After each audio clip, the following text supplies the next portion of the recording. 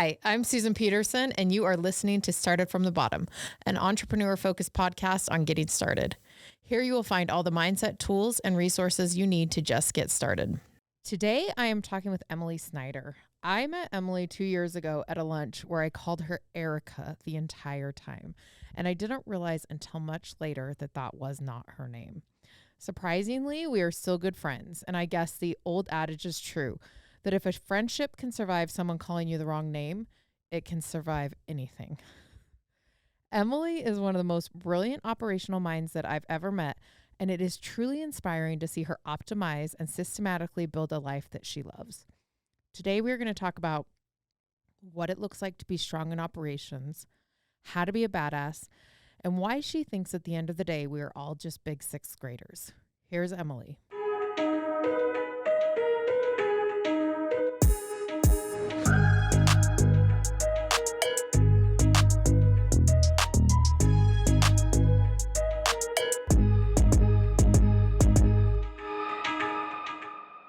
Hey.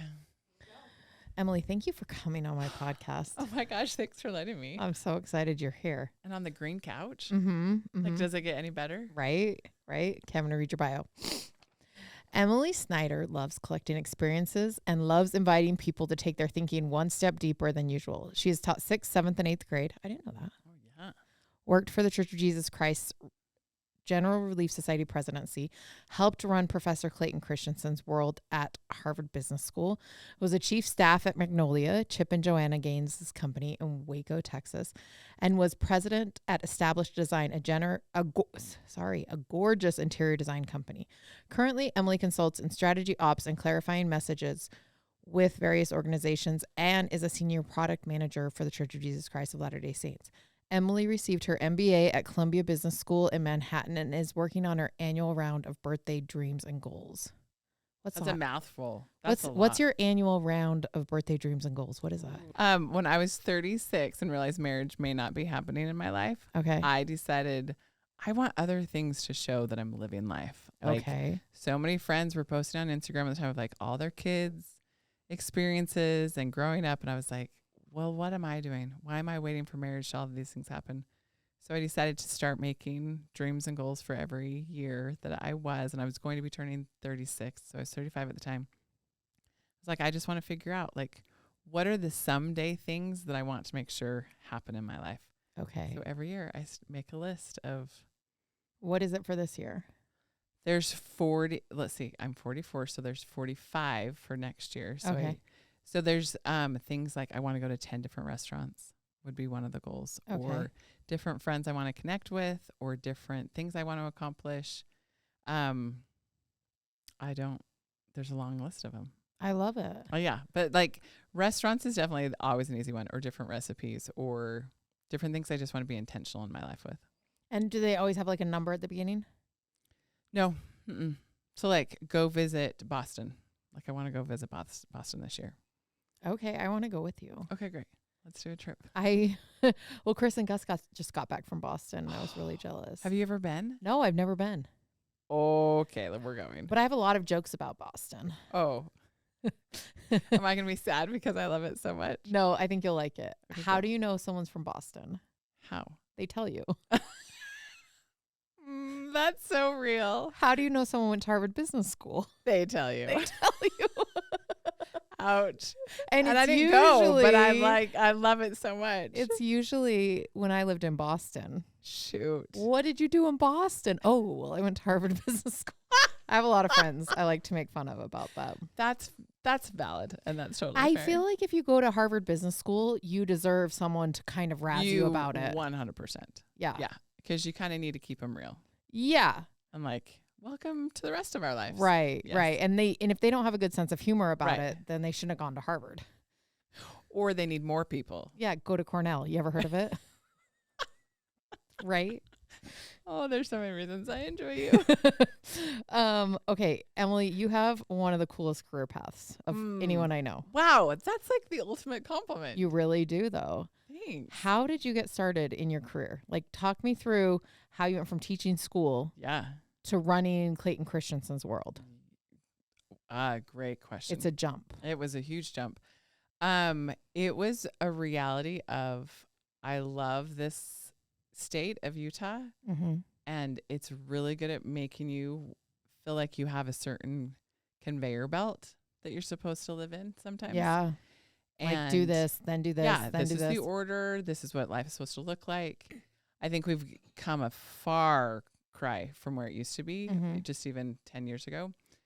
But 10, 15 years ago, it felt very stifling as a single female in this Yeah. state, and felt like I'd accomplished a lot of things. Getting to work for the Relief Society presidency, which is a big deal in this community, was like, well, what else am I supposed to do Right. with a bachelor's in teaching? Like, I just didn't know what else I was supposed to do differently. And I had thought about grad school and checked out a couple, and had been accepted to Columbia and thought out in New York City, but I wasn't sure that I wanted to do it. So I went and checked it out. And then I was like, well, if I could get into Columbia, could I get into Harvard? Like, that's a swear word. Like, it felt such like a foreign word. Like, Yeah. nobody in my world even Right. said that word, let Right. alone knew anybody that went there. And it was like, well, if they're going to let me in Columbia, maybe. And I'd always had this dream of Boston, even though I'd never been there. I just felt like the coziness and the quaintness would be my heart in so many Mhm. ways. So I took the Greyhound bus not even Greyhound. It was like the Chinatown bus from New York City after a visit there up to Boston, drove into town, and was like, I'm home. Like, it instantly felt right. So I knew I wanted to be in Boston. So I quit my job at the end of that school teaching year and packed up my bags, packed up the car, and like shoved it tight. And I was like, I have 3 months of savings. I can just live there. If I can't Mhm. find a job, so be it. And found a random job with a guy doing a startup, and then connections of connections, connected with Clay Christensen and got to work with him there. And then started everything. And what did you do for him? So my official title was a faculty assistant. So I was just a typical assistant. But the way Clay ran his life and his world, I was used as so much more. In fact, there was one day that I said, can I change my title on my email? Because people think I'm just getting your lunches and your laundry and whatever, Mhm. and I'm making the decisions. And so, but they're not grasping that by my title. And he's like, as long as you're not a SAR, be whatever you want to be. He's like, that might be a little much. So I got to be his right hand, everything, for a lot of years, until it got too much and his health started declining even more. And so we hired an official chief of staff that helped carry a lot of the weight. And at that point, I went on and got my MBA. So At Columbia, at Columbia, not at Harvard. right? Why'd you I do went to that? Because I had already done Harvard then at that point. Been there, done that. I was like, all right, what's You next? already lived in Boston. I already had that chapter. Yes. So what was next? Okay. And then from Columbia, how did you end up in Magnolia? I went to Columbia as a really old candidate and student. So I was 30. I started the program at 38 years old, which typical full-time MBA students are 25 to 28. Mhm. So I was definitely the grandma of the program and felt so old. And everybody was on this like typical career path of, oh, you go to a business school, go to consulting, was kind of the mindset. Mm-hmm. in those McKinsey or programs. Bain. Right, Yeah. right. And then if you can't get there, then it's like there's just this whole ranking of different organizations, or you go into banking, because at Columbia there was a ton of finance. So I'm not either one of those. And even if I was like, I don't want to. I love my classmates, but they're like a full 10, 15 years younger than me, and I don't want to always be in that class with them, and just kind Yeah. of move in clusters. So I was like, what in the heck am I supposed to do? Talk to a dear friend at the Harvard Business School. Yes. But she's a professor of media, business, and sports. And so she's got this really incredible space that she plays in. What's her name? Anita Elbersi. Oh my gosh, I follow her on Instagram. She's the best human. She's so swaggy. She's so wonderful. She loves tennis shoes. Yeah, that's Oh my why gosh, I started let's get following you guys her. connected. Stop it. This would be my dream come She's true. coming out for the NBA All-Stars in February. I mean, who isn't?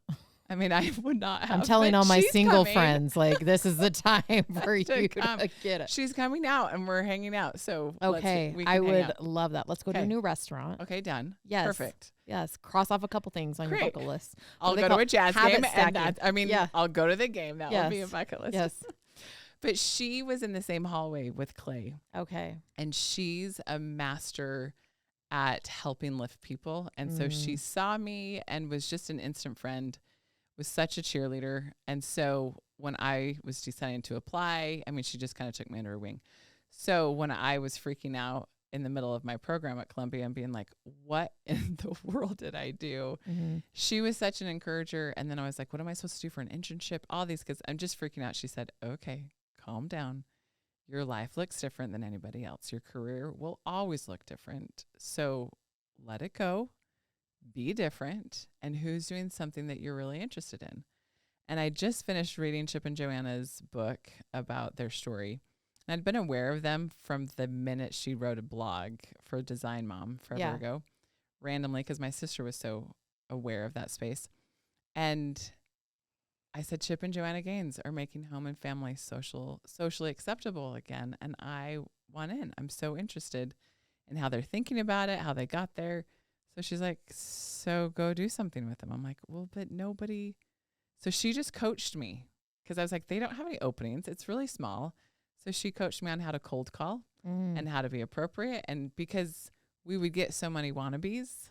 Yeah. And I was like, I don't ever want to be that person. I don't want to be buggy. She's like, well, you're not crazy. Right. So if they think you are, that's on them, not you. And so just was like, hey, this is how often, this is what I want you to say, and just followed up, and they let me intern. But can you give us kind of the formula? Because I think it is. Yeah. Because I think this Totally, is, there are it's people huge. out there who are like, wait, I want this formula. So Totally. let's hear it. Well, and the fact that it was even like her insight that, and whether it was her or mine or both, that like, they don't care about you. Yeah. They're not waiting around for Emily Snyder to like grace them with her presence. They don't know you exist. Yeah. And they function fine without you. So sending one email, they don't care about you. They're not going to respond. And it was like, well, yeah, duh. Right. So she's like, so 3 weeks, do it again. Try another, like send another email. If you're still, I think she was like 2 or 3 times. And if you're still not getting an answer, then try a different angle. And so I sent, I think it was 2 emails, and, after a couple of weeks, no response from the couple of people that I'd found on LinkedIn and found some program that got you the email address, or somebody was crazy enough to put it on there. And then I did a phone call and called customer service, and they left a message. So I called back and actually got a human being. And so it was just this and I just kept going. And one time I called and I said, my name's Emily Snyder. I'm a student at Columbia. And they're like, no. I said, I'm a student at Columbia. And they said, oh, is this Emily? Oh gosh. And I was like, so I've either crossed the line to crazy, or this is a really sweet little company. Yeah. And they just talk. Yeah. And later they were like, both. It was both, Emily. You know what though? I think sometimes we put too much emphasis on that first email. Oh my gosh, so much. And we're like, I'm so nervous. And it's just like, just ship it. Yeah. Just get it out the just door. Quick. And it's got to be, it can't, like, nobody cares about you. Right. And so the mindset of short, sweet, and it like no more than 2 paragraphs, and they're short paragraphs with a quick, like, hey, can I follow up? I think the mindset of don't put another to-do on somebody's to-do list is you never want to put another to-do on somebody's to-do list. How can I help make this easiest for you to want to be with me? Love it. And so then you started as an intern there? So I was an intern, which was quite an adventure because they'd never had one. You were the first intern? I think they'd had some undergrad interns that just knew of each, it's a really small community, but for sure an unknown that was somebody new that wasn't connected to anybody in the company. For sure I was the first. Wow. And so they didn't know what to do with me. I found all the things myself. I found this random apartment. There were birds living in the like air vents. So I felt like I was enchanted half the time. I was like, what are the birds and I going to talk about this morning? I love it. And then, yeah, we just like made it all up of how can I be helpful? And it was so And let's talk fascinating. through that. When you go in as an intern, a lot of times you have to create your own job. 100%. Because again, it's like, don't give somebody another thing on their to-do list. It's exhausting. And it has to come from a place of, hey, I noticed this one thing that no one's doing. Exactly. So it feels like no one has ownership over it. And make sure you're not stepping on toes. It's a very that nuanced. Like blank space. Yeah. And the question I got to just ask everybody is like, what else can be done to help your life? How can I help you? And I ended up getting to interview so many key players in the organization at the time to be like, what would be the one thing that would make your job 10 times easier? And so then to hear these, hour after hour after hour, getting to understand like, oh, these are some massive pain points. If we could create this type of a scenario or system or whatever, which was pretty big at that time. Yeah. What year did you start there? So the internship was the summer of 2017. And then I went back full time after I graduated in 2018. And when did you become chief of staff? So they hired me as director of strategy under the chief strategy officer. But the day I started, the very first president started. And so that then changed the whole executive team. And he was in that role for maybe 3 months before he pulled me to be chief of staff. And then we kind of revamped the executive team and kind of a lot of structures there. Wow. I know. It was crazy and so fun. That's so fun. Yeah. It's like to see like the arc of your career is just like really cool. And I think it all comes from like, okay, my life's not fitting into the mold that I see around me. So how can I take control of this? Yes, which was and as silly as it is, that decision for Boston was definitely that. Mm-hmm. And then these goals have been it, which has just been so funny because I was like, one of the admission questions for Harvard at one point was, what are you going to do with your one precious life? Which really hit me so hard in this season of, this is my one precious life. Just because I'm not married and raising children like I had anticipated and still would love to have happened, but like that's not happening. So suck it up, Snyder. What are you going to do?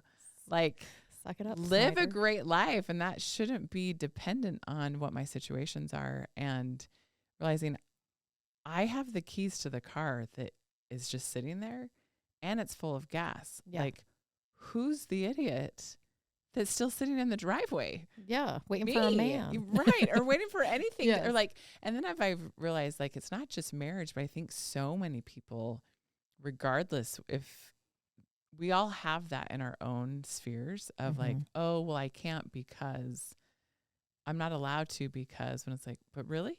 Yeah. Really? Yeah. Is that like, who's telling that story and who's writing that story, and just really questioning those limits. When I decided to get my MBA, I realized I wanted to see what I was made of.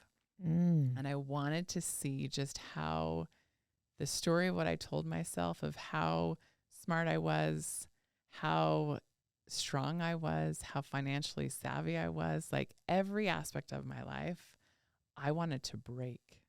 And because people were like, you don't need to go and get an MBA. And I was like, sure. Well, right. I know that. And people would be like, we already know that you can do that. I said, well, you know that.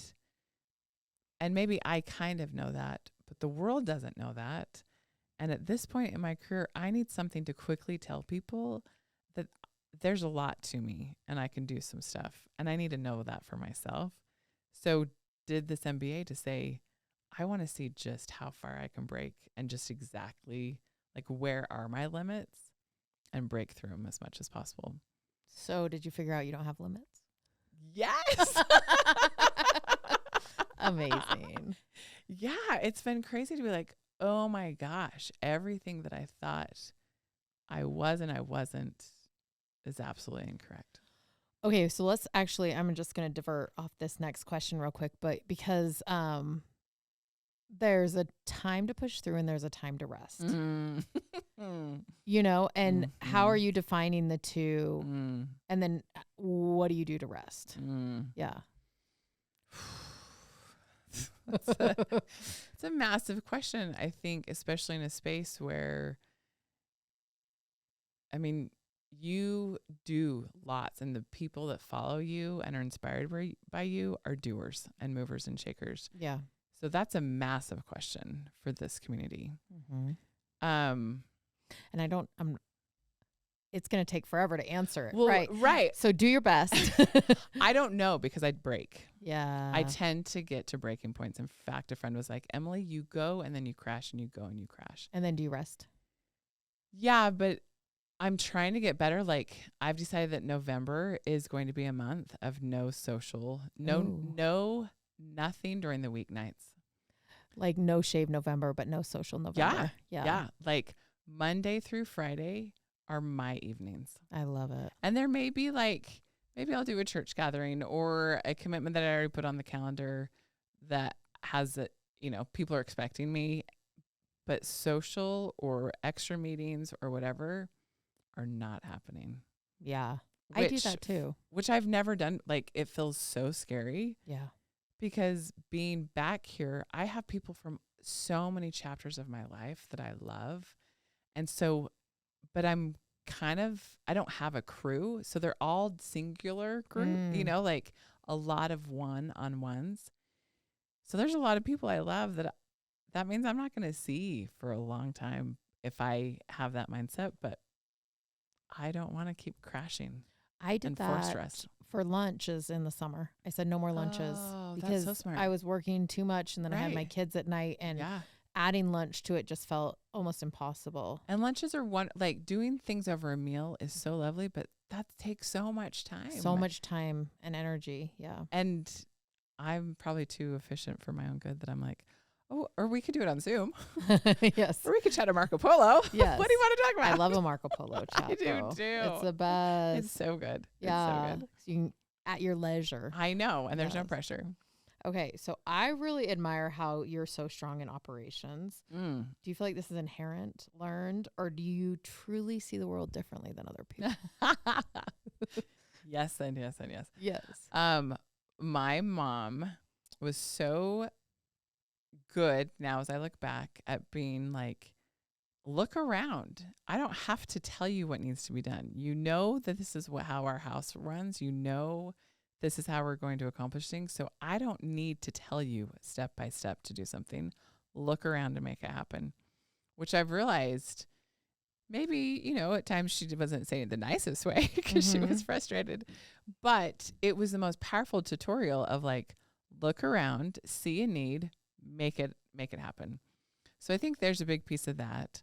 I think I do see the world different because I've been able to collect so many different experiences. Yeah. That's become such a vital priority to me that because I'm in a situation where I don't have a lot of dependencies, I can say, great, I'll do this job for 35 years and then I may go move to London or I may go move to Nashville. Like, I don't know, what else do I want to experience and see? So because of those different personas or versions of myself that I've been able to develop, I do get to see the world in a lot of different ways. And so I think not even operations, but more of what are you ultimately trying to accomplish and how's a different way to think about that if I have the brain space to do it. Like, there's definitely things that's just like, I don't know, figure it out. Like, I don't care, just make it happen. But then when it's like, wait, we can think about this in a different way. Like, let's move some pieces here to get what we're really trying to accomplish versus just making something happen. So it's super interesting because I feel like there's a lot of people who can look around and see what's wrong. Mm-hmm. But then to start to take action to get it wrong the first time you end up with a smaller pool. And then to continue through getting it wrong to build systems around something and then start optimizing around those systems, you get an even smaller pool. Totally. So to be able to see it from start to finish, I think is how you really become strong in operations. If anyone out there is wanting to do it, and then learning the tools to support your narrative around it is really important. And I think being okay to take the first fail, which I know failure is like sometimes such a poppy phrase of like, don't be afraid to fail. Yeah. But Clay would say you always need a 1.0 in order to get a 2.0. Oh, I love so just start it, even if you don't have it totally figured out, because then you're going to actually see what didn't accomplish so that you can fill in the gaps to get to your 2.0, which was so freeing to be like, yeah, just try it. See what sticks, see what doesn't, and then we'll figure it out for the next round. And then then to have the courage to say, after you're in like session 15, because it's worked so well, to be like, wait, is this still working the way we wanted it to?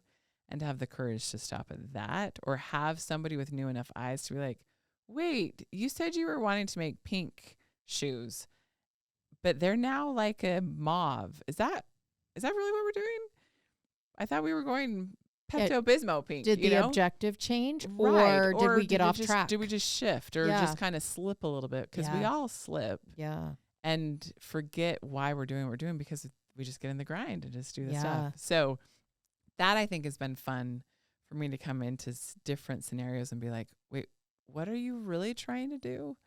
Because I can love it. I've decided I only work for organizations that I love, that are doing something that I'm psyched about. So then I can put heart and soul and be like, wait, what are you doing and why? And then bring in that perspective. I love that. What are you going to do long term? Oh my gosh. Do you hate me? No. I mean, my instant thought was, I don't know, but I have gone to a psychic and she didn't give me a lot of answers. Nothing? No, her name was Taco, and learned a lot. I know, right? I had an assistant that was like, wait, that's what was on your calendar? Was it psychic tacos. reading? Yeah. I think I always want to be a part of Curious Problems. I love that. Like, so I don't really care. I think the components of what I always want to do is like Curious Problems and organizations that people pull into their lives to make their lives better. So like if you're thinking health or wellness or a skill or some sort of something that you would pull into your life because you want to improve your life, that's an organization I want to be a part of. Oh, I love that. What is one lesson that you learned early on in your career that is still true today? That everybody's a sixth grader. Stop it. Yeah. Like, tell me more. After teaching sixth grade. Okay. And then. Wait, what is special about sixth grade? Oh, everything. Okay, I want to hear. Oh my gosh. So where I taught sixth grade was the highest grade in the elementary school. Got it. So maybe I'd be in love with fifth grade, but it's that space of I still got them all day. They were all mine. And they thought they were all that and a bag of chips, and they weren't. But I could like sass them back, like they're thinking they're Mr. Joe Cools, and I'm like, yeah, you're not, but whatevs. And the things that they're learning about, like they're smart enough and intellectual enough at that age, and they're just trying to figure out who they want to be, that it's just is a magical, magical time. And I got them all day, because then I went and taught junior high, which I loved that age and that being a part of that navigation, but I didn't get them all day. And that was really, really hard, because I couldn't do the life stuff I wanted to do with them. I could just spit out curriculum and content, but not really be theirs. Not manage the operations. And the holistic show. Of like, this goes to this and this is why, because this is the ultimate experience. Yeah. Oh my gosh, you totally nailed it. Because I want the whole experience. Like I've realized, okay, go back to the other question. I also love experiences. Like that was a huge, I care so much about how to help people anticipate experiences, really what happens in it, and curate it, and then how they reflect on it. And how does that potentially change their world. And I can do that in a 6th grade classroom better than I could in a junior high. Yeah. Okay. So if everyone's a 6th grader. Everybody's a 6th grader. Okay. Because, so then I went and worked for the Relief Society organization and working with a lot of professionals and a lot of women and a lot of wonderful, strong, intellectual women. And the colleagues all around me. So it wasn't just a women's spot, like all these. And I was like, oh, I'm kind of dealing with the same things I dealt with my 6th graders. Like, okay, he said, she said, this situation happened. You got left out of that conversation. Oh, you read it about the same level. You comprehend at the same level. Right. Like, interesting. Not too much. I mean, just every life not lesson. Seeing how like all the dots connect across their life. Got it. And like, oh, I have to present it in a way that you'd be interested in it. You have to care about it. A huge one I realized too is like we learn best with non-examples. So like if I wanted my students to do a project, that first year was tricky because I didn't have any examples. And so I'd be like, oh, make this poster or make this banner or whatever. And so they just made whatever to the best of my explanations. And I got stuff like, and then the next year I could pull them up and say, okay, how did this person nail what the ask was? How did this person nail it? How did this person, what could they have tweaked? And so realized, oh, even adults need to be like, that is our best way to learn, to be like, oh, that could look different. Yeah. That could look different. And so it was just this like huge aha. Oh, we're all just giant 6th graders. I love it. I don't know that everybody else loves it around me, but. So going back to pre-6th grade Emily, if you could take that lesson, what advice would you give her? Oh, I think I would ask myself to be more gracious to the people around me. Oh, like amazing. I think I was hard on myself, hard on my peers, hard on I just expected a lot of everybody around me. Because just like 6th graders, you're putting on a front and there's some emotional going on behind the scenes that no one knows about. Totally. Yeah, but when you dig into it. Yeah, and here come the tender tear. I got to teach at a low income school and I got to be a mom in a lot of ways because a number of the parents were at capacity. Like they were tapped and they were in situations that they wanted to give so much more, but they either didn't have the time or the energy, the resources. And so they couldn't do all the pieces that other families or other areas could do.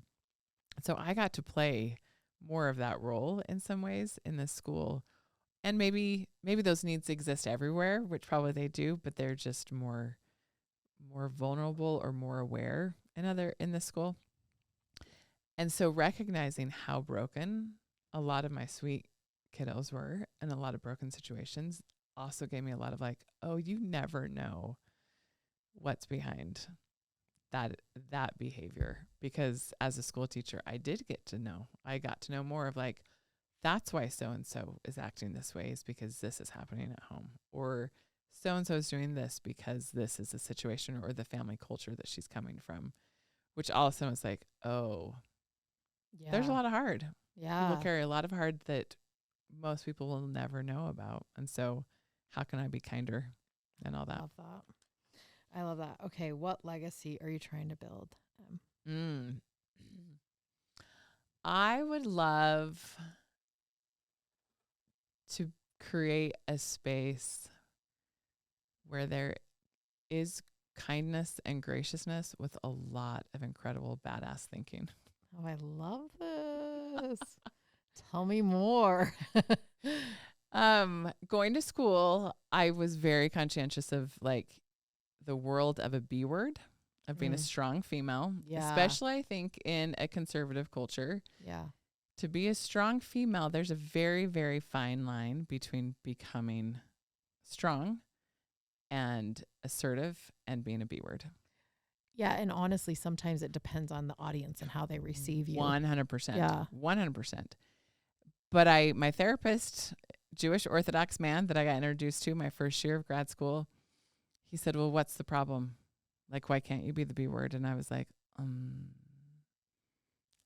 because I want to be a woman of God, and I don't think women of God are the B word. And he's like, okay, okay. He said, what about, could you be badass? And I was like, tell me more. Yeah. I'm listening. Yeah. And he's like, don't tell me that Eve was not badass. Good And I was point. like, okay, keep going. He's like, Rebecca, Rachel, Sarah, like, do you want me to keep going? And he's like, I was like, okay, I got it. You're right. They were badass. And so I learned to embrace that concept of like, I can be strong and I can be aligned with my God and be brave and strong and be gracious and kind. Do you feel like he just reframed that word for you? Oh, for sure. But Right. it also gave me permission as a woman of God to be strong and confident and to plow a new path, but that there's space to do that unapologetically while being very gracious and bringing people along with me, which I think sometimes the B word doesn't invite. Yeah. And I love how I think like if we distill that down to like what it is, it's like you had some preconceived notions from your childhood or from experiences or even things you heard other people complaining about that then became limiting beliefs for yourself and trying to figure out how to fit in what you are doing and what you want to do into 100% this puzzle piece. I felt that same way when I started out and I was like, okay, but I really want to be a mom. I am a mom. And I also want to run this business and I want to do both. Right. And I hadn't seen it modeled super well prior to that. I mean, my mom always had side gigs going on, but it was always that was a side gig. Yeah. And so for me, I had to overcome a lot of limiting beliefs and preconceived notions around what does a functioning family look like? Right. And the beautiful part, I think I've realized getting to be single is there are so many definitions to words because I used to think single meant ugly, frumpy, loser. Right. And that's not because you at all. I didn't know a lot of people because I lived in a little land where everybody had kids. Right. And, so I just saw that world and then be like, oh, there's so many ways to define things. There's so many ways to define family and success and career and functional family. Like, there are so many ways that looks that there's no one size fit all, but somehow we think there's a social expectation that everybody else is living into, but nobody is. Right. I also, for me, the B word concept, badass was just, that was also a swear word. Yeah. I love how you won't even say the B word. I won't. You don't want to be it so bad you won't say it. We still got to work on some stuff there. My mom's probably cringing, like, I can't believe you were saying the badass one. But working at Harvard, there were a handful of women that had worked really hard to be professors there in the early years.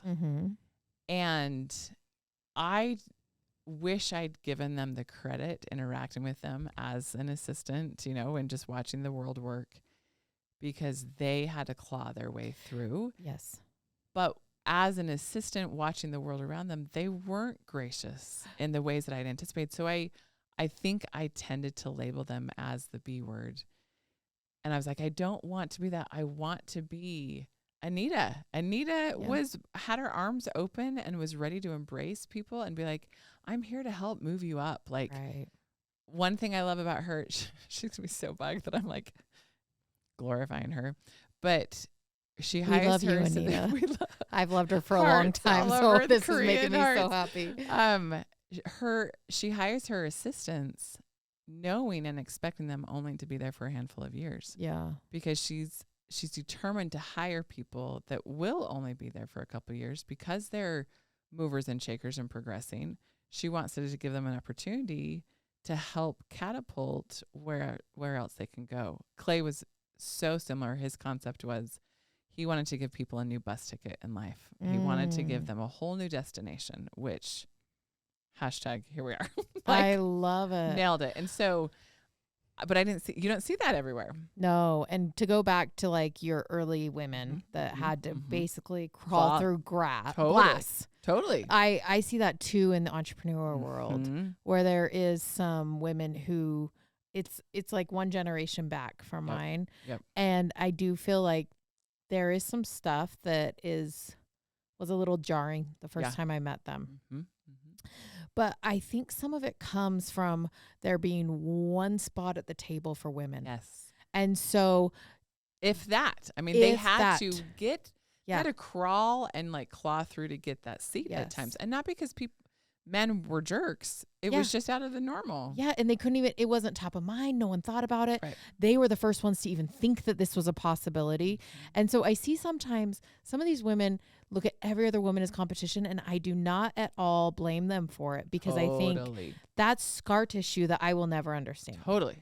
But I think as women, if you're looking ahead in a career, give the women who've gone before you so much grace. Oh, freaking men. Right, because they played within the rules that were set so that the rules could be changed. Totally. Oh, can we make a t-shirt on that one? Like, that was so good.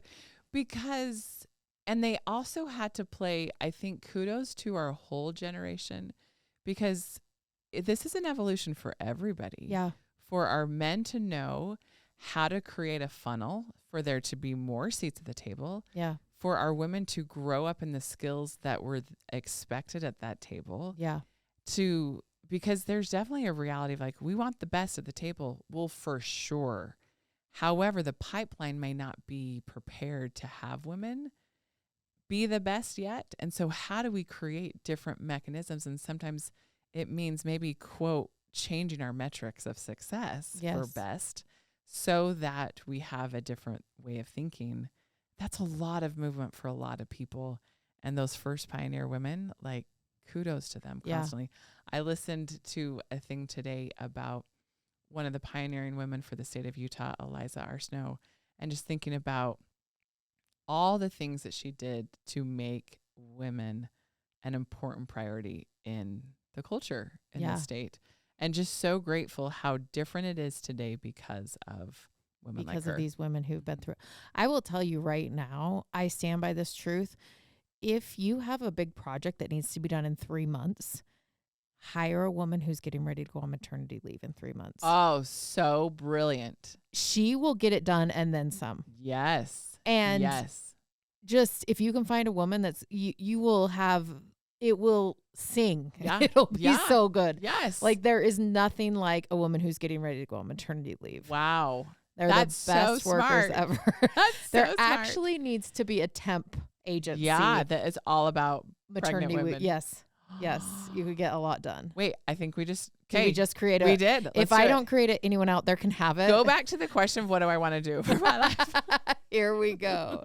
Here we go. I love the first time we went out to lunch, I called you Erica the whole lunch. Oh, yes, you did. And you did not correct me.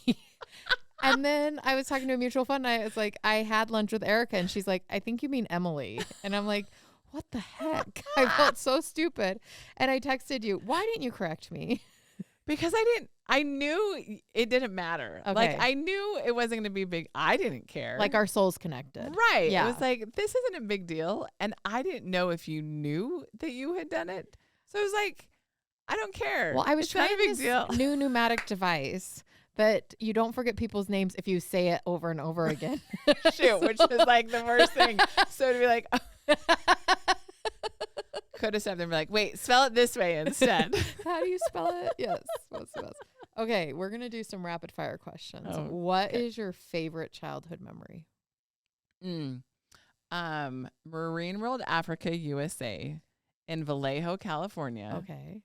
We went, my mom had a phrase growing up of like, oh, it's a little bit of heaven, because we didn't, as kids, often give her a day that was a little bit of heaven, but she would try to capture the positives, like a moment, an hour, like, oh, and the whole day, one day at Marine World Africa, it was like a mini SeaWorld. We walked out and she said that entire day was a little bit of heaven. You love this is just me going off cuff now. Yeah. You love to anticipate needs and make people very happy. Oh. Is that true? I think my therapist would probably say you're correct. I really like that about you. Thanks. Yeah. You are always looking outside yourself to try to figure out. But Kay, how did you get to that? Well, just that your favorite childhood memory is one where your mom had a good day. Oh, interesting. Yeah. But I think it was also the recognition that because mom did and we were all getting along, we all had a good day. Sure. Like there were no issues and nobody was mad at each other and nobody was like breathing each other's air. Right. But yeah, my mom, that's fair. I love Interesting. I love this. Beach or mountains? Mountains. Oh. But can it be mountains? If it's mountains by a beach like in Maine. Yeah. Then we love it. It's the win. Oregon coast, the best. Yes. There's something so calming about evergreens at the ocean. I don't know what it is. Well, and if it's mountains, I always want it to be by water. Like always. So the Great Salt Lake, does that do it for you? Shoot, no. Because there's also no trees around More it. like Deer Creek. Yeah. Got it.